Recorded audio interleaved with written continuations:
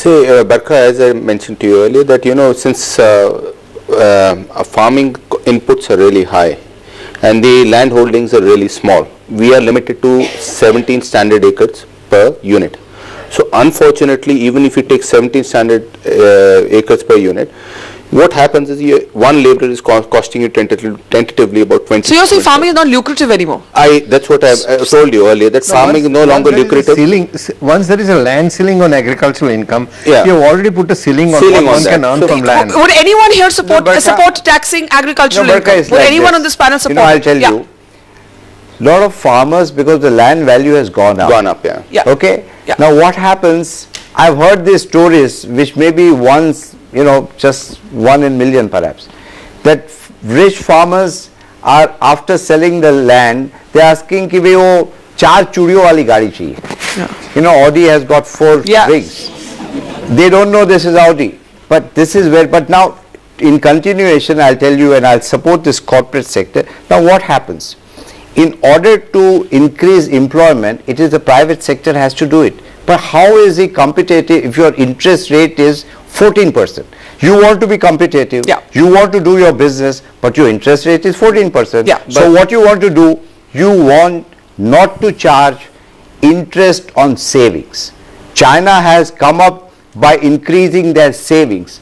And we are discouraging savings. We are telling you put it into the stock market. Okay, that is not the way. Your interest rate for the corporate sector has to come down. When you're given already Land Ceiling Act has been, it's an indirect tax already on that. So, Sachin, do you believe that the farming is not lucrative anymore? Do you accept this argument? See, 95% of the farmers in this country are people with small holdings. They have less than 1 acre, half an acre. They are barely subsistence agriculturists. So to say that if one farmer has bought a car or a jeep, that you should start taxing all agricultural income, I think is unfair, A, unacceptable, and B, not only agriculture, but I think food processing, all these industries are tax-free. For the longest time, the IT industry was tax-free. So I think taxing the farming community today is not the answer. But answer is to create jobs, these job seekers then become active contributors to the economy. If you start taxing agricultural income, you will probably spend more trying to collect it than what you will be able to I agree. Time has not come to tax farmers, but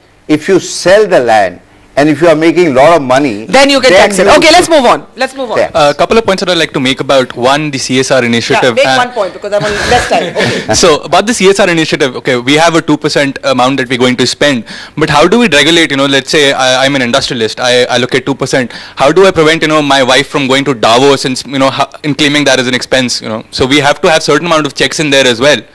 So Sachin, do you want to quickly take that? Financial jugglery. CSR is financial jugglery and the danger of that.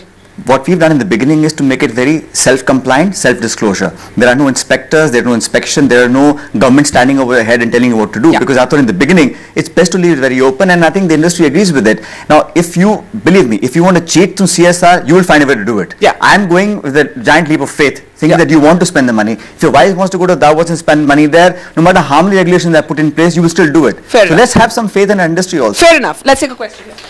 Why don't we rather look at curbing the expenditure or maybe penalizing the parliamentarians when the sessions are called off? As a way of generating income? How much money, Nitin, do you think we'd make on that? See, I think one of the things is in public finance is that things which sound popular and happy are probably the wrong things to do. So I think one of the thing here is, the fairest way to tax people is according to capacity to pay. Right? The question now arises, how do you assess the capacity to pay? You can say he's an income earner, he's a farmer, he's an engineer, he's a rocket scientist, therefore he has to pay. But I think the fairest and the obvious way where it doesn't require any arbitrary assignation by the government or by smart people or by great heads is to look at consumption. Because consumption is the best way to judge the capacity to pay. Because if a person is buying an Audi, clearly he has the capacity to buy an Audi. But my sabzi wala is buying a mobile phone. And you tax him for that. No, honestly, aspiration actually is not always a good index of what people are actually taking home. But if a person is willing to pay 2,000 phone is very different. The mobile phone has led to productivity increases. But Adi sometimes will buy a TV rather than sending his child to school. Even so, if you are willing to pay 10,000 rupees for a TV, 7% of that 10,000 is something which you're willing to pay as tax. So that's I'm going to take two questions together here. Yeah.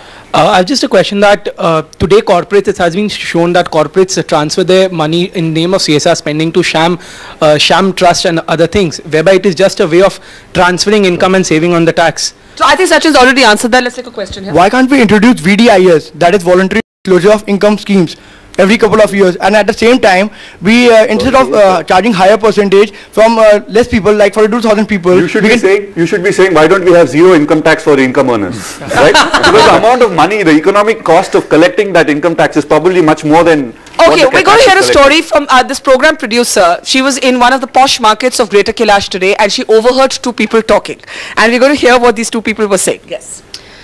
I overheard a boy and a girl who were walking behind me.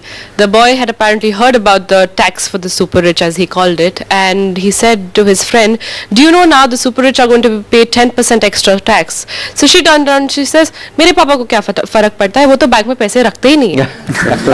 Now, Dinesh, does this capture what you're saying? That the unaccounted wealth floating around? You know, this is exactly I am saying, and I agree with Adi. Yeah. That if you manage your unaccounted money in India, your tax structure overall will be less than 10%. I can guarantee you. But you have got to make sure you can only do that, and that's where Sachin got me wrong, because all this thing, it was not it is the governmental report which has been published in several newspapers. My information is from there. And when I am talking about funding the political system, it is again Vora committee report. Just like the Vora committee report. Okay, Adi wants to add. Tell you that, that is where we need education actually. Mr. Godrej. We need health. When the goods and services tax comes into effect, it will be a huge advantage for the GDP growth of the country. It will solve a lot of our fiscal deficit problem. But more importantly, evasion of income taxes will become difficult, because the government will get information where taxes were being evaded and black money created. That information will come out, because that will be very difficult to do.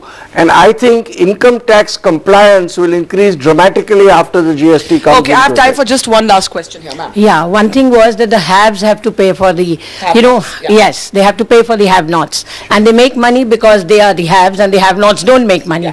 Number two, political party expenses, as it was coming, the petitions are pending even in the Supreme Court for the last more than 10 years, that political parties spending full page advertisements in newspapers is more than 100,000 crores, and that should be taxed, I feel.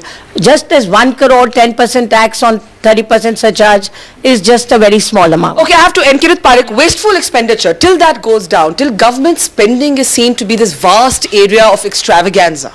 That is where I think the resistance to this is coming from. Perhaps in some quarters there's an elitist selfishness, a self-centeredness in the elite. But there's also the perception among ordinary people who may never earn a crore in their lives that, listen, hang on, why tax the people when the government's wasting money?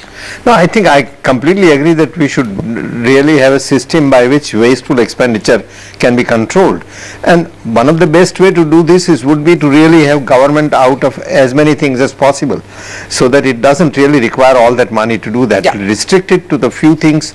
What we today find is government is going into things it should not go, and getting out of the things it should do it. So, for example, education and health is something government must take care of responsibility, but not running industries and so on. Scooter India. Just time for one, to get government out, one time for last question, then we give the last word to Sachin. Considering the number of declared wealthy taxpayers is too low to create a substantial difference to the national wealth, why not, instead of this imposing the surcharge, why not widen the tax base for the long term? And also, Sachin, somebody here said, why just for 1 year, right? You were saying that. You were asking me that in the break. If this really means so much, why just for 1 year? Last word to you as we close. First of all, I'm not the finance minister. And the finance minister in his wisdom has made this proposal. I think it's been well received. There can be debate, but frankly speaking, even the rich in this country have a heart. I don't believe any rich person who earns more than a crore will really feel bad about giving extra money for a year. I think it's not an issue at all. But the larger point is that what we have to do is tap into the black economy, make sure that evasion, people who are doing evasion are brought into the tax bracket, and see political reform of funding. Now, if what Mr. Godrej is saying is true, state should fund the election. We should get airtime, television space, newspaper space by the state, so that the parties don't have to go spend the money.